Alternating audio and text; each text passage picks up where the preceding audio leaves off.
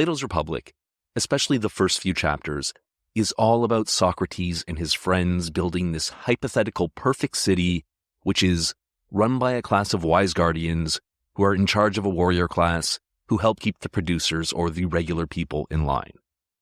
That's the structure of the city.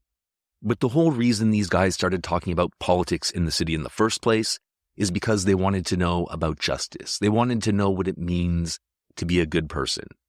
And the structure of their imaginary city is supposed to reflect the structure of the human soul. Now, I get that words like soul and spirit are abstract and they don't sound very analytical or scientific. But if you get past the sound of it, I think Socrates has a pretty intuitive and interesting theory of human psychology. And according to this theory, the soul has 3 different parts that correspond to the 3 different classes in the city. Let's start with reason. Reason corresponds to the guardian class. It's the smallest part of the soul, but Socrates says it's the best part. This is the part of you that's good at calculating and rational argument and loves wisdom and learning and doing the crossword puzzle. And this part's special power is that it's the only part of the soul that knows what's good for you as a whole person and for each of the other parts. So, spirit and appetite, they kind of just want what they want.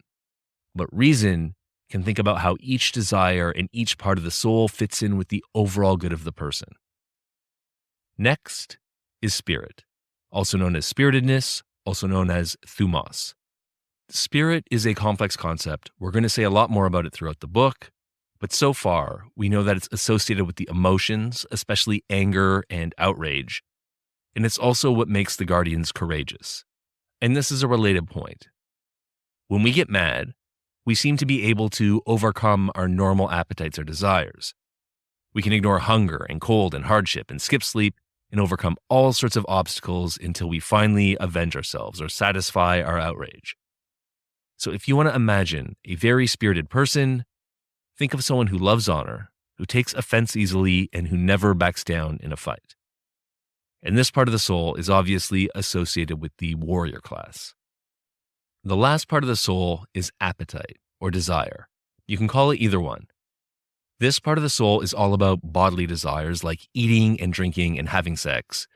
According to Socrates, these kinds of desires are dangerous because if you feed them too much of what they like, they have a tendency of spiraling out of control and taking over your whole life. Appetite is associated with the producer class, and it has a special association with money because money can buy satisfaction for these kinds of desires, at least much more easily than it can buy satisfaction for the desires of spirit and reason. So that is the model of the soul.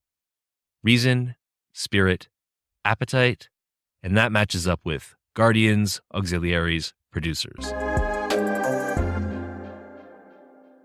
If you want to learn more about Plato's Republic, listen to the rest of this episode called How to Be a Good Person, and listen to the other 12 episodes that I've done on Plato's Republic as well.